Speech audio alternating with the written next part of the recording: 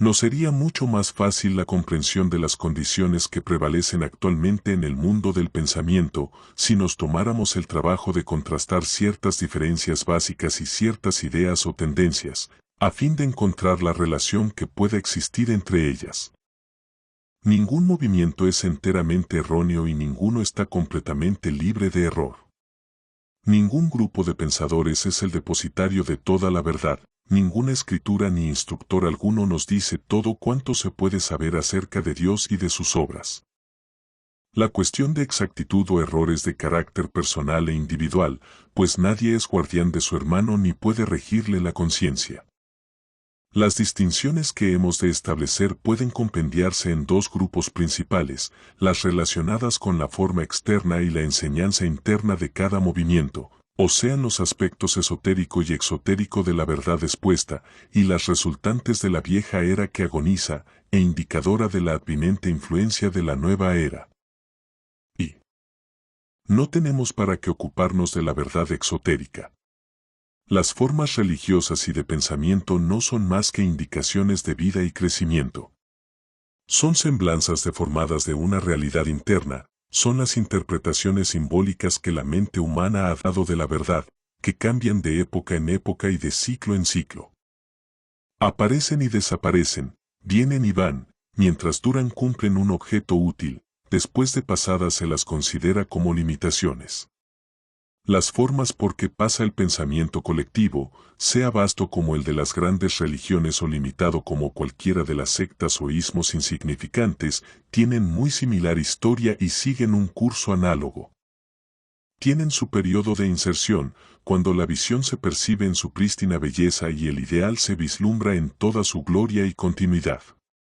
Algún pensador clarividente, algún gran instructor desciende del monte de la iniciación, anuncia la verdad y describe la visión. Así aparece la primera forma. A medida que transcurre el tiempo, sigue un periodo de crecimiento, durante el cual la verdad se va encubriendo más y más y la visión se aleja. Finalmente nos encontramos con una religión, una ciencia o un arte expresados en fórmulas dogmáticas, leyes, rituales y doctrinas, con el acostumbrado atavío de enseñanzas autoritarias y exaltados instructores. A medida que la forma se desarrolla, la vida se debilita, pero entre tanto se cumple un propósito y muchos utilizan la verdad así encarnada. Sigue a esto la decadencia, acompañada de la cristalización y la revuelta de los pensadores contra las limitaciones impuestas. Entonces se pone de manifiesto la inutilidad de la forma, que eventualmente se destruye, con la consiguiente liberación de la vida, a fin de que ésta se construya una más adecuada expresión. Así ha ocurrido y así ocurrirá siempre, aunque a medida que la humanidad avance en inteligencia, armonía y sabiduría los ciclos, de crecimiento, edad madura y muerte serán menos bruscos, más graduales y de tránsito más suave. Nos encontramos actualmente en una época en que la destrucción de vetustas formas y anticuadas doctrinas está en su apogeo, y este periodo de revolución y dificultad excede de lo usual, porque no solo estamos pasando de las condiciones anteriores a la guerra a una era de expansión y desarrollo, sino que pasamos de un gran ciclo solar a otro. El del pasado nos revelará que análogas épocas terribles se distinguieron siempre por tan radicales cambios en las condiciones económicas, sociales, raciales y religiosas, como si asumiera nueva forma el mundo. Los ciclos a que nos referimos no son meramente astrológicos, sino hechos astronómicos que se pueden comprobar en cualquier observatorio. Bajo estas formas exotéricas, sea al iniciar su manifestación, en pleno desarrollo o en decadencia, subyace oculta y esotérica la vida causante de su existencia, el impulso espiritual que produce lo tangible. De consiguiente, los movimientos denominados esotéricos tratan del aspecto subjetivo, del alma residente en las formas, del aspecto vida en contraste con el aspecto material y objetivo. El verdadero esoterismo alcanza las raíces del ser de todo hombre y se ocupa del aspecto de la humanidad que llamamos inmortal y eterno. Trata de la causa del pensamiento, de las emociones y de la acción. Se esfuerza en expresar y colocar en primer plano de la conciencia los persistentes impulsos divinos que se manifiestan en la intensa actividad de las transformaciones que caracterizan a toda la naturaleza, incluso al hombre. Es lo subyacente en todas las fórmulas religiosas, en toda investigación científica, en todo impulso económico y en todo rumbo básico que tome el organismo social. En cuanto a la entidad humana, el ocultismo o exoterismo concierne al alma manifestada por medio del mecanismo cerebral, emocional y mecánico, aquella parte de sí mismo de la cual el hombre conoce todavía muy poco, pero que hace de él lo que es. El verdadero esoterismo no es, como generalmente se supone, una profunda enseñanza dada con rituales ceremoniosos, bajo juramento de sigilo, sino un interno despertamiento espiritual que reconoce un despertamiento similar o espiritualidad potencial en todos los demás seres humanos y la vida latente en todas las formas. Estos son los movimientos u organismos que vamos a considerar en vista de su gran importancia y responsabilidad. Lo comprendan o no, a ellos corresponde la función de dar la tónica y de indicar la dirección que tomarán las más nuevas y completas presentaciones de la verdad. De la labor que dichos organismos desarrollen dependerá la calidad y suficiencia de las religiones, organizaciones y grupos que entrañarán el orden social que ha de prevalecer durante el periodo de estabilidad que inevitablemente ha de sobrevenir después del actual periodo de transición y dificultad. 2. A medida que comprendemos el significado de la vida y sus formas, y estudiamos los tiempos en que vivimos, nos damos cuenta de que estamos en el fragor de un dificilísimo periodo de transición. Dos métodos actúan simultáneamente, el nutrido, desenvuelto y utilizado en el pasado, todavía muy poderoso e influyente, y el que indica las nuevas tendencias y se caracteriza por las cualidades incipientes denotadoras de la nueva era. El dilema ante el cual el mundo se encuentra ahora deriva de que ambos métodos están en actividad al mismo tiempo, y unos individuos se dejan influir por uno o por otro, mientras que otros les oponen resistencia, a la vez que otros observan el conflicto con espantosa perplejidad. La influencia del signo de Piscis, que se está desvaneciendo, y la del ascendente signo de Acuario, que se está acentuando, determinan el caos general que se manifiesta en todas las esferas del pensamiento y ocasionan los conflictos que surgen entre los obreros de pensamiento y los de acción en todas las esferas.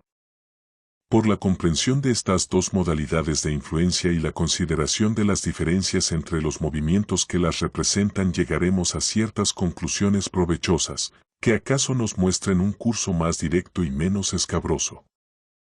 La humanidad ha pasado por muchos periodos de transición como el presente, de los cuales siempre ha salido beneficiada, estabilizada y con una expansión de conciencia, un desenvolvimiento intelectual y un desarrollo de lo que podría llamarse genéricamente la idea de Dios, que han servido de base a un nuevo y más grandioso templo de la humanidad, completo en todas sus partes.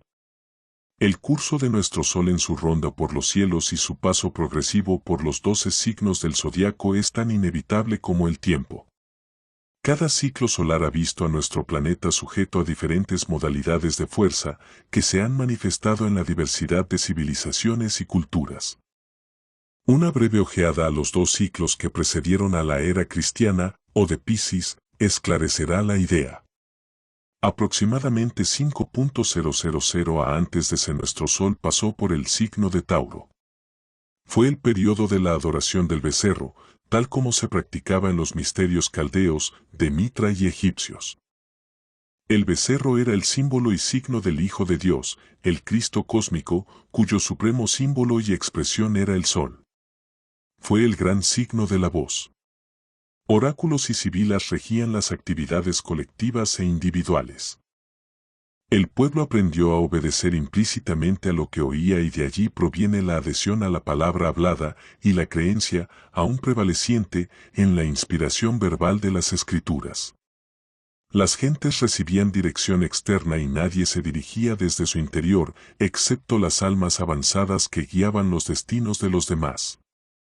La dispensación hebrea se inauguró 2.500 años antes de C. El sol pasó entonces por el signo de Aries, el Cordero, dando origen a la institución del Cordero Pascual, la época en que se sacrificaban ovejas, cabras y corderos en lugar de los bueyes que se inmolaban en los sacrificios anteriores. Es interesante notar que el pecado de los hijos de Israel en el desierto consistió en la adoración del becerro de oro, o la vuelta a una vieja forma de adoración que la raza debía haber trascendido. El establecimiento del gran altar de los sacrificios en el tabernáculo y templo hebreo y del mar de bronce en el recinto externo con los 12 bueyes, simbólicos de lo subyacente, daba a entender que la humanidad, enseñada hasta entonces por medio de la voz y por tanto con la obediencia irresponsable del niño, debía en adelante saber que existía una naturaleza animal, un aspecto fundamental que había de subyugarse por el sacrificio y la voluntaria purificación. Así tenemos la base de la gran expansión que sobrevino cuando el sol entró en el siguiente signo y se inculcó la idea del esfuerzo individual. Después nuestro sol empezó a cruzar el signo de Piscis y hace 2.000 años se inició la dispensación cristiana. El gran maestro de Galilea está siempre asociado en la mente de los hombres con el símbolo del pez. Escogió pescadores por discípulos y los envió por el mundo para que fueran pescadores de hombres.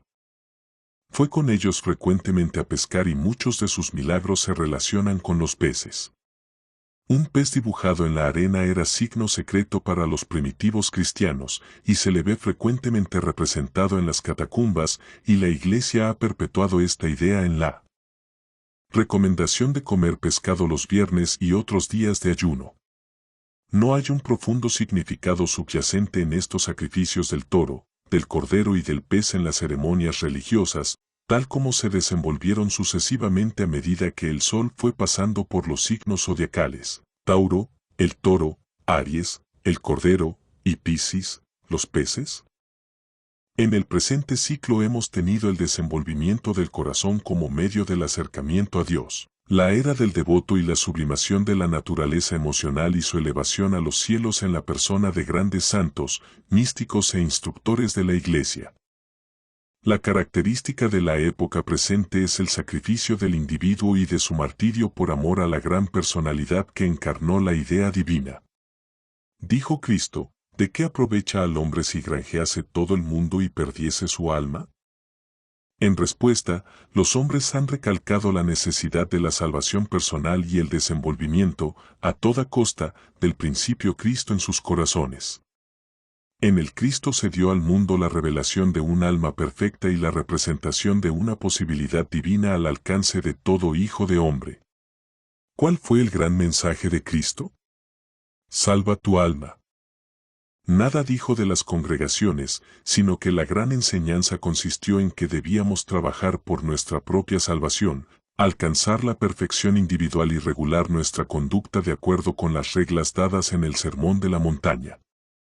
La misma idea puede verse expresada en las enseñanzas del Bhagavad Gita con respecto al ego y a los sistemas yogi que enseñan el desenvolvimiento del yo superior. ¿Cuál ha sido el efecto de estas enseñanzas? La era de Piscis, como ninguna otra, se ha distinguido por el gran número de personalidades eminentes que en el transcurso de ella han aparecido. Hemos tenido grandes hombres y grandes mujeres dotados de características divinas en todas las fases de la vida. Con relación a la masa total de la humanidad, su número es relativamente escaso, pero sus nombres brillan en todas las fases de nuestra civilización, religiosa, política, social, artística y científica, pues el principio Cristo no se manifiesta exclusivamente en el fervor religioso y en la devoción, sino que se manifiesta en todo hombre que alcanza grandes alturas en cualquier actividad constructiva, sea arte o ciencia y cuyo genio se eleva sobre el término medio. Quien haya encontrado el Cristo divino en sí mismo sobresaldrá en su campo de actividad, que no ha de ser necesariamente religiosa. Ahora estamos pasando paulatinamente de la era de Piscis, de este ciclo, predominantemente cristiano, a la era de Acuario, el aguador. Aunque han de transcurrir lo menos 500 años antes de que se complete el tránsito, ya notamos la influencia de la nueva era sintiéndola, cada vez con mayor fuerza, hasta que llegará a ser dominante. Conviene advertir que Cristo, como todos los grandes instructores del mundo, no solamente encarnó la tónica para el ciclo que él representaba, sino que se relacionó con la nueva era y manifestó la unidad de la fuerza de vida. Así dijo: yo soy el agua de vida. Agua es el símbolo de la nueva era y quizás la influencia de Acuario subyacga en la idea de la prohibición de bebidas alcohólicas y en la creciente tendencia de la gente a utilizar el agua en el baño y otras muchas aplicaciones en la vida, que la mayoría de las gentes desconocían hace 5 siglos. ¿Cuál será la tendencia de la nueva era? Servicio y labor colectivos. Ya no se dará tanta importancia a la salvación individual, sino que el individuo que se haya encontrado a sí mismo se entregará y sumergirá su interés en el de la colectividad. Los individuos desarrollados, cuyo número irá creciendo rápidamente, llevarán el agua de vida a todos. La conciencia colectiva predominará y se tratará de satisfacer las necesidades comunes. 3. Los métodos empleados en la era de Piscis son diferentes de los que se emplearán en la de Acuario. Los resultados perseguidos son en muchos casos bastante diversos, y la nota tópica de cada era es muy diferente. Tal vez alcanzaremos más clara comprensión del punto en que nos hallamos y de cuál debería ser nuestra actitud, si comparamos estos dos grandes movimientos y analizamos sus características y sus beneficios, lo mismo que sus inevitables riesgos. Desde luego que no echaremos de ver el peor aspecto de las tendencias de la era de Acuario, pues solo se manifestarán en toda su fuerza al final. El gran maestro de la edad de Piscis, el Cristo, dio la tónica a sus discípulos en las palabras: apacentad mis ovejas. Las ovejas aprenden a seguir al pastor y toman y aceptan el alimento que se les da. Así pues, el método empleado ha sido el de la obediencia a la autoridad impuesta y seguir al guía. Las enseñanzas fundamentales se refieren a la naturaleza de Cristo y de ellas trata precisamente el Nuevo Testamento. La enseñanza de la Iglesia ha tenido por objeto indicar la manera de seguir el ejemplo de Cristo y cómo alcanzar el cielo para estar con Él en un sentido personal. Los reiterados mandatos de «Este es el camino, sigue al guía, haz como te digo, estas son las reglas», ha sido el método indicado y adecuado. Se ha fomentado deliberadamente el desarrollo de las emociones y del corazón porque tal era la necesidad de la raza humana. El deseo se ha transmutado en aspiración y el sentimiento se ha transferido al cielo. Se ha predicado la devoción personal al Cristo y muchos ofrecieron gustosos y voluntariamente su vida por el amado guía. Se ha mantenido en alto el ideal y se ha estimulado un divino fanatismo para sostenerlo. Así pues, idealismo, aspiración, devoción y aptitud para reconocer al jefe, la obediencia al mismo, han sido las cualidades que la raza ha desarrollado y ahora encuentran su culminación en la digna, pero a veces irrazonable idolatría, hacia los directores. Primates y figuras eminentes en todas las actividades de la vida. Mientras estas cualidades se han desarrollado y se ha dado gran impulso a sus tendencias, se han deslizado los siglos y ahora entramos en las etapas finales del ciclo y nos aflige el periodo de cristalización con todas sus inherentes turbulencias. El culto a los líderes y la consecuente tendencia al proselitismo ha dado origen a una situación en extremo deplorable. Mientras el único líder reconocido fue el divino Hijo de Dios y las reglas del discipulado cristiano se observaban fielmente en la iglesia primitiva tan perseguida, algunos alcanzaron grandes alturas de devoción e intensa pureza de carácter y el fiel devoto estaba salvaguardado por su ideal y su idealismo. Pero aquellos días pasaron hace tiempo y ahora nos encontramos con un estado de cosas en que el mundo está lleno de líderes que claman por ser reconocidos y miles de individuos siguen devotamente a tales personalidades, mientras que otros miles, con la misma devoción, los combaten. ¿Cómo hemos venido a parar en este estado de cosas? La razón no es difícil de descubrir. Salvo que el hombre sea un Cristo de Galilea o un Gautama Buda, el ansia de atribuirse títulos engaña y extravía. El efecto de esto en el público en general y en este momento de la historia del mundo es pernicioso en extremo. El intento de hacer que la gente acepte tales títulos y que reconozca el derecho a ellos a quien los pretende para encaramarse en un pedestal y anunciar así su interpretación de la verdad, como tal verdad, impide ver las realidades y sofoca la inspiración. Quien se proclama a sí mismo, o a otro, como el ungido o representante del Señor, no hace más que jugar con la credulidad de las gentes ingenuas. Alienta en ellos el engreimiento que nace de atribuirse una maravillosa intuición por reconocer al pretendiente, el amor al poder porque ese reconocimiento los congracia con el líder reconocido y la ambición de entrar en íntima asociación con él y brillar con gloria refleja. Venid con nosotros, dice un líder de grupo, porque se nos han confiado enseñanzas negadas a otros. Guiados por la idea de que se lee.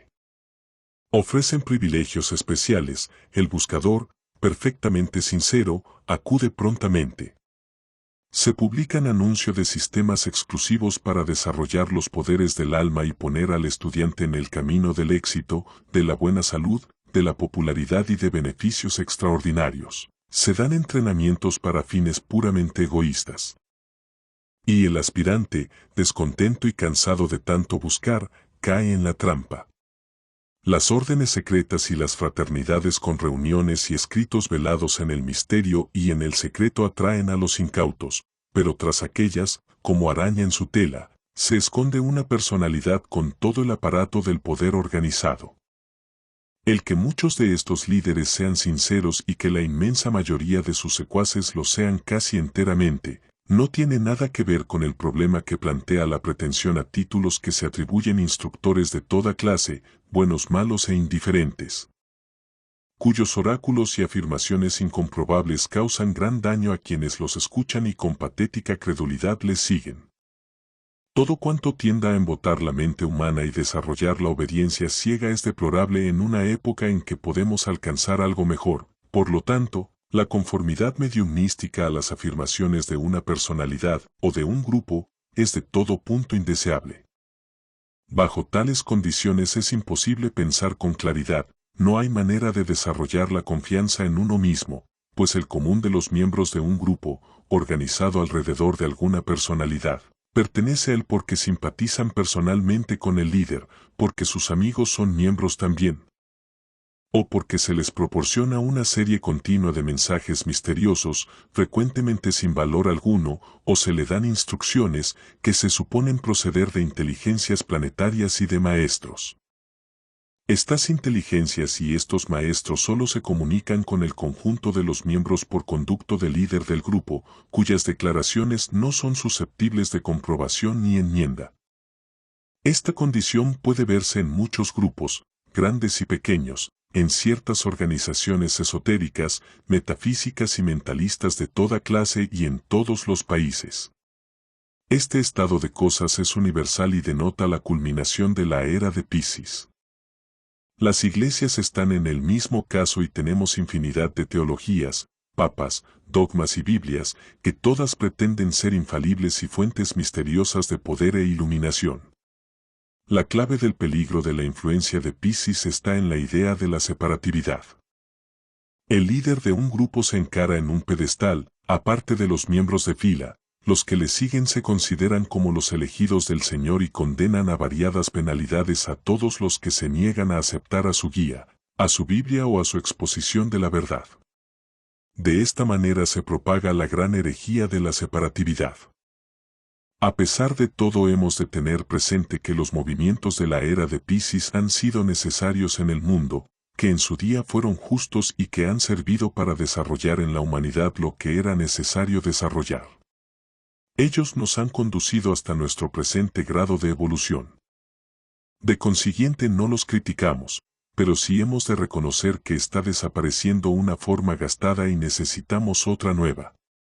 Las dificultades actuales provienen del trayecto recorrido desde que la gran personalidad que inauguró la era de Piscis estuvo con nosotros.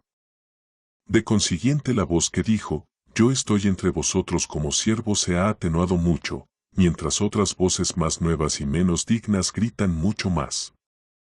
Su única pretensión fue una vida vivida y un servicio prestado, y por esto su ejemplo persistirá mucho después que los presentes actuales pretendientes caigan en olvido. A medida que la influencia de la edad de Acuario aumente y sea más precisa, ¿cuáles serán sus características distintivas? ¿Tenemos algún indicio del carácter de sus pensadores? Téngase en cuenta que ha de pasar mucho tiempo antes de que sea posible definir el proceder y el movimiento del tipo Acuario puro, pero no faltan ciertas indicaciones. En las indicaciones dadas por el maestro de la era de Piscis se cuenta la de apacentada mis ovejas. En estos días de amplitud de pensamiento general y de rápidas y fáciles comunicaciones, no es lógico esperar que alguna palabra llegue al rebaño, en vez de unos pocos que encarnen el ideal del servicio y de la iniciativa. El signo de Acuario se denomina el signo del conocimiento universalmente aplicado, que más a propósito y comprensible en estos días de desenvolvimiento mental, que la adquisición de cuanto es posible saber. El tipo Acuario ideal puede muy bien ser un alma liberada e inteligente, prestando abnegado servicio a todos y, no obstante, hacerla por propia iniciativa. La era de Piscis utilizó y purificó el corazón de las gentes. La era de Acuario prestará a la raza el mismo servicio, pero ahora actuará sobre la mente. El hombre de Acuario se distinguirá por el dominio de la mente, adquirido por medio de la concentración o atención dirigida. Estará enfocado en su propio centro, se conocerá a sí mismo, y sabrá lo que ha de hacer. Habrá encontrado en dicho centro, en el lugar secreto, el punto esotérico de todo su ser, Dios, su yo divino. Actuará desde dicho centro, dirigido por sí mismo, no por ajena guía. Se sentirá confiado y seguro de sí mismo con el sentido más elevado, con la confianza y seguridad del hombre que conoce su propia alma y por ella dirigido actúa inteligentemente. El tipo Acuario ideal habrá trascendido su conciencia animal y en él el entrenamiento taurico habrá consumado su obra, habrá dominado su naturaleza animal, purificando sus deseos, siguiendo a su maestro al cielo.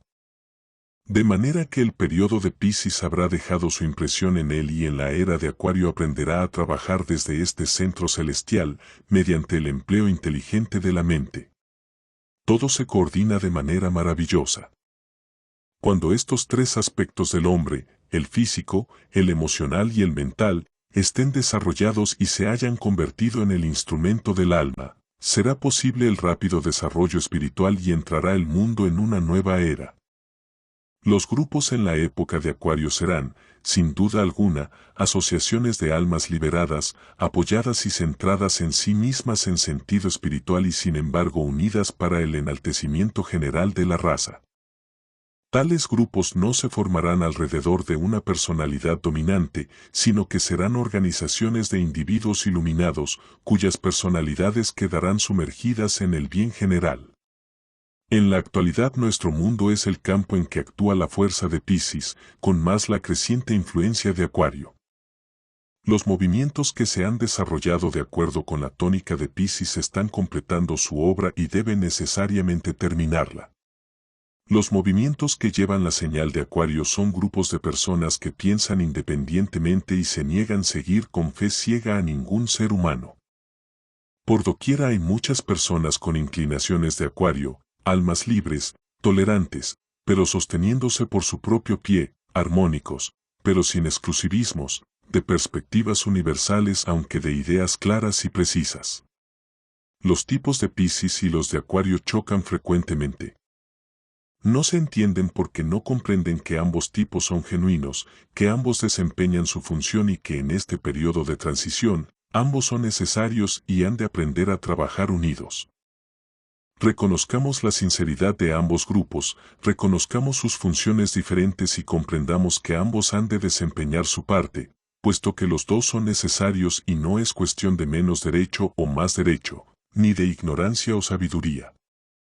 Es simplemente cuestión de diferencia de método y de empleo de partes diferentes del organismo, pero que ambas partes son igualmente divinas.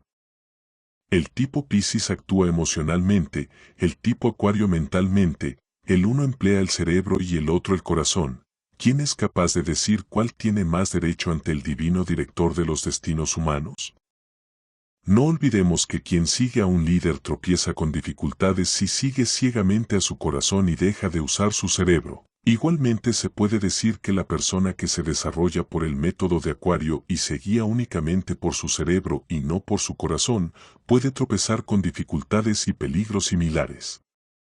El tipo Acuario ideal, que probablemente podrá verse en gran escala dentro de unos 3.000 años, es una fusión sintética del cerebro y del corazón. 4. Tres cuestiones surgen de las consideraciones que acabamos de hacer acerca de nuestro tiempo y de la influencia dual prevaleciente, a saber, ¿cómo puede el hombre ordinario reconocer los movimientos de la época de Piscis? ¿Cómo puede igualmente reconocer un movimiento de la nueva era? ¿Cuáles son las funciones del verdadero instructor en la época actual?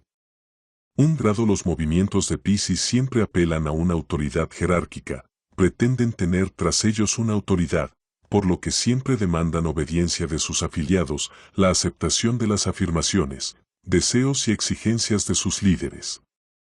En sus aspectos peores y más ciegamente desarrollados, imponen a sus fieles la devoción fanática y fomentan la intolerancia respecto de los demás grupos de pensadores. Poseen una autoridad central, una Biblia y una serie de dogmas, aunque lo nieguen con ardor. La mayoría de nuestras iglesias, sociedades teosóficas y organizaciones rosacruces, así como infinidad de cultos, son de Piscis y deben desarrollar su trabajo hasta completarlo. La Iglesia Católica y la ciencia cristiana son ejemplos que sobresalen de los demás.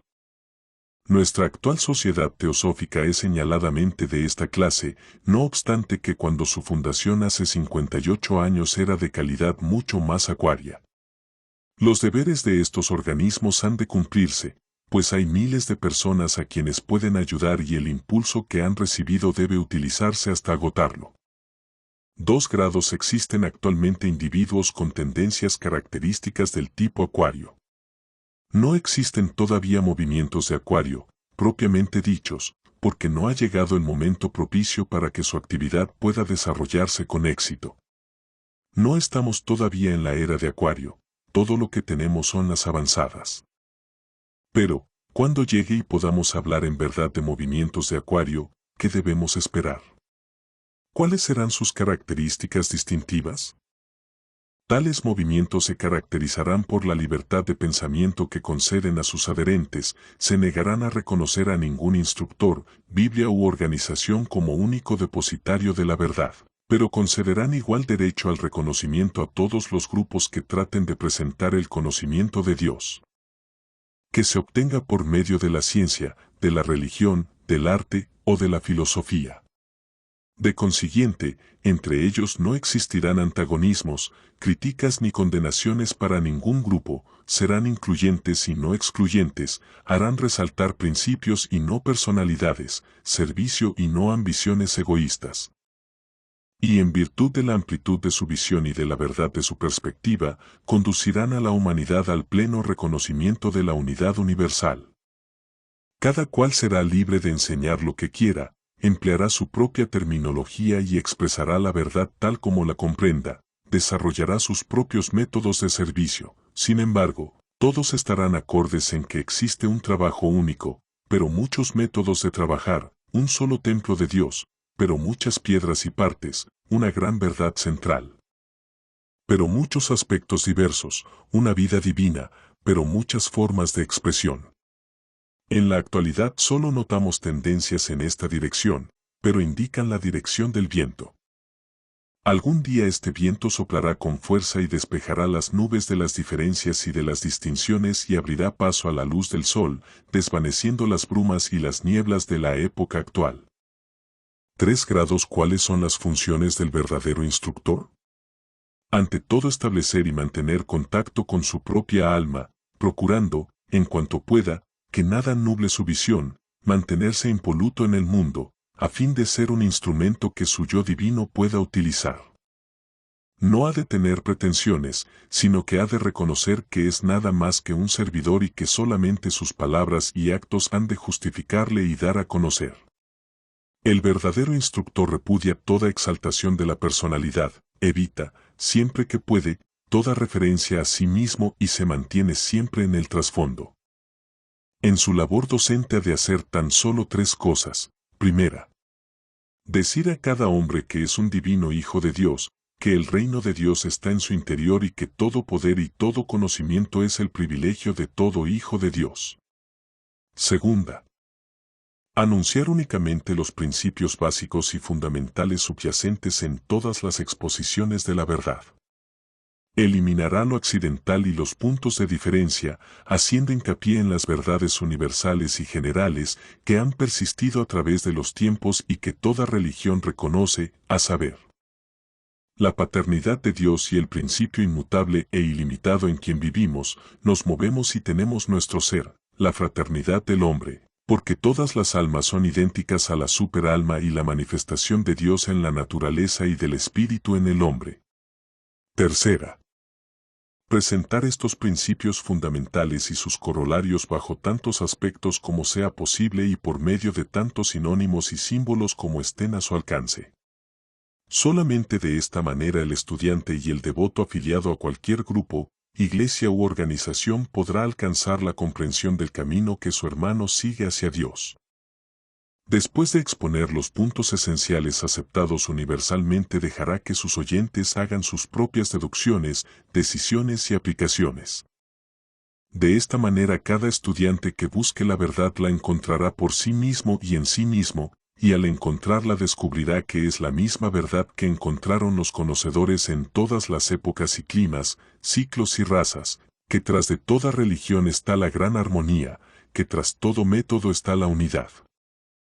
Y que Dios saldrá al paso del buscador en todos los caminos. El profesor Baswami de la India, en su libro titulado Voices, ha expresado esta unidad de manera maravillosa. Dice, la armonía de las religiones que yo pido es sintética, no sincrética. Sintética y vital, que transmute las enseñanzas de todas las religiones en una verdad vital, la verdad de la vida divina está en desarrollo en la humanidad. La vida divina crece, la verdad crece también, no toda de una vez sino en porciones.